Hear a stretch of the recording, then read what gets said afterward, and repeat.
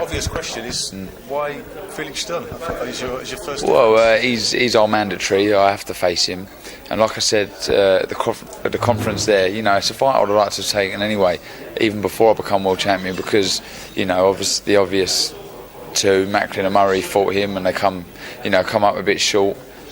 I want to get one over them as well. Something. There's been an ongoing battle in the country. As much as I respect both of them, and I get on with them personally. We want to prove we're number one. I think I proved that winning the world title, but also beating Felix is probably the next best thing other than fighting them. Beating him, and also I said there, it's also about securing my legacy. I don't want to be a short-term world champion. I'm looking forward to a long reign and securing some sort of legacy, and beating Felix in Stuttgart sort of fast tracks that. I'm just concentrating on what I have to do and my preparations for the fight, which is we're all going well. And I meant it when I said it. It's going to be a great night. It really is. It's going to be a great fight. The fans are in for a treat. Two top fighters who are not afraid to get stuck in. So don't miss it. Talking of getting stuck in, I think Felix Sturm generally likes to start off a little bit slower than probably than you. Do you think that's going to play a part where you kind of get active early in the fight to build the rounds up? I mean, the way I always approach things is win round by round. Don't really look at the fighting stages. What I've done against Gill, make sure I win that round that I'm in. The bell goes, win that round, and whether he starts fast or slow, it's not a concern of mine. It's about me winning the rounds. Quite an interesting point is that you're fighting over in Germany for this time for your first defence, and you've got a rematch clause. So if it goes wrong, you get another chance. Yeah. Was that really an easy thing to negotiate? Do you know? It was really. I mean, the deal was that great. Obviously, financially and with the rematch clause that we're not going to need anyway. But it goes back to that legacy as well. I'm not afraid to travel. I fought the best in the world in Atlantic City. I won the title in Atlantic City. Like I said there, I travelled the world to some real hostile countries as an amateur, fighting real tough crowds. And I'm not afraid to travel. And, it does fast-track my legacy, if you like, as being one of Britain's top middleweights of all time by beating Felix out here. So, travelling doesn't bother me one bit. It all made sense. If it's not, if the rematch does not happen, and you win, and are you looking at being a Chelsea fan? Are you looking at ever fighting at Stamford Bridge? Yeah, well, I've been driving Eddie mad about it. I'd love to fight there.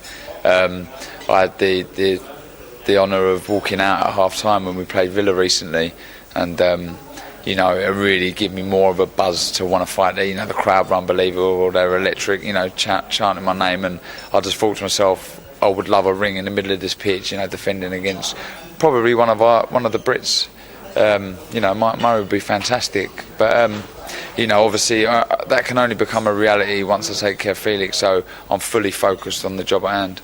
The other thing that people think about when a Brit or anybody outside Germany comes to Germany, the first thing that a fan thinks about is, are they going to get a fair decision if it goes to the cards?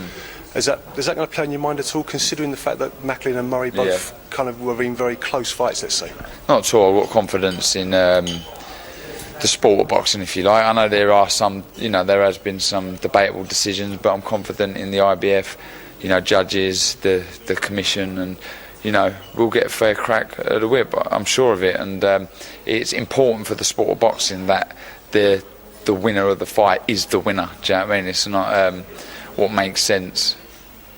It's important, for the credibility of the sport. Felix Sturm is probably the same sort of level of fighter as Daniel Gill was for you.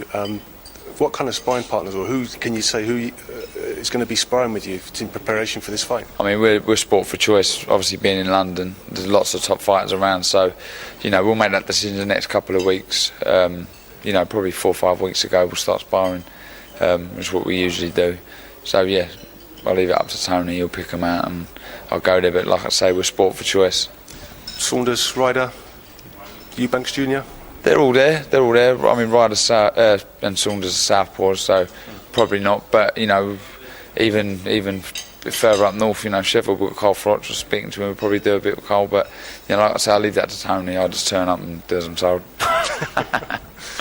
Who do you think the future of middleweights is after in the next few years? The up-and-coming middleweights in the UK, British middleweights. Who do you think's the standout? There are a few, like the names you just read out.